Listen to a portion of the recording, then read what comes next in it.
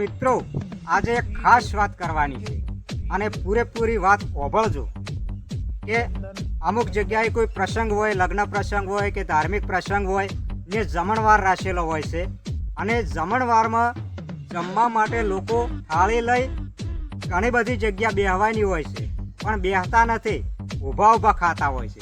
ઊભા ઊભા ખાવું એ આપણા ભારત દેશની સંસ્કૃતિ નથી. કારણ કે ઊભો કોણ ખાય? જે ગધાડાના પેટનો હોય એ જ.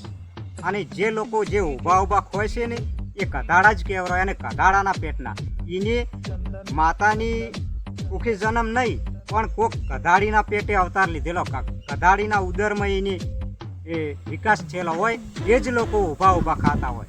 અને એક વાર નહીં, 100 વાર નહીં, 1000 વાર નહીં, પણ લાખો વાર એમને ગધાડા કહેવાય. એ ગધાડા જ ઊભો હોય. અને જે ઊભી સ્ત્રીઓ ખાતી હોય ને એમને પણ સ્ત્રી ના કહેવાય, ગધેડી જ કહેવાય. એ ગધેડી એની પેટની. કે આપણા ભારત દેશની સંસ્કૃતિ આપણને શું કહેવા માગે છે કે હોય જમીન ઉપર બેસીને જ જમવું જોઈએ. આ તો પ્રસંગમ જાહે એ જગ્યા હોય ઘણી બધી તો વળી ઊભો આમ ખાતા હોય. અલ્યા ગધાડાના પેટનું સાળું ગધાડો કે આ સંસ્કૃતિ તમે સંસ્કારી છો કે કોણ છો? અને એમાં ખાસ કરીને તો પાછા જે અભણ લોકો છે ને એમનામાં હજી સંસ્કાર છે, એ તો બેઠા જમતા હોય છે. અને જે શિક્ષિત લોકો છે, જે શિક્ષણ છે જેમની પાસે, અને અમુક નોકરિયાત લોકો છે, ઊંચી નોકરીવાળા લોકો છે, એ જ ઊભા ખાતા હોય છે. તો સંસ્કાર તો એમનામાં જ નથી. આ સંસ્કારની આપણે ભારત દેશની સંસ્કૃતિ ઉપર પોણી ફેરવી વાળી હોય ને તો આજના શિક્ષિત લોકોએ કે સાળો ગધાડાનો પેટનો ઊભા ના ખવરાય. અને ઊભો ખાય ને એ તો 100% ગધાડો. એનો બાપ પણ ગધાડો અને એની મા પણ ગધાડીને એ પોતે પણ 100 વાર, 1000 વાર ને લાખો વાર ગધાડો.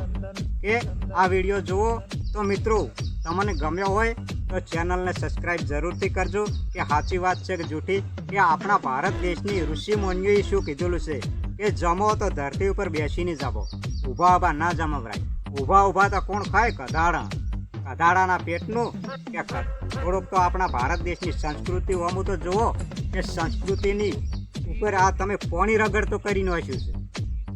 હા, આ શું છે ને મિત્રો કે 1 વાર નહીં, 2 વાર નહીં, પણ 1000 લાખો વાર એમને ગધાડા કહેવાય. અને ઊભો જમતો હોય ને એમ તો એમ જ કહેવાય, એ ગધાડા બેસીને જમ, બેસીને તું આ ખાવા ખાય છે શું ગળસવા આવ્યો છે?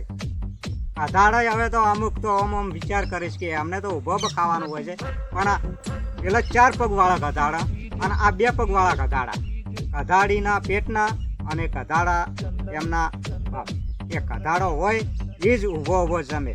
તો મિત્રો આ વિડીયો ગમ્યો તો ફરી વાર કહું છું, ચેનલને સબસ્ક્રાઈબ કરજો. બીજો વિડીયોમાં મળીશું. જય માતા.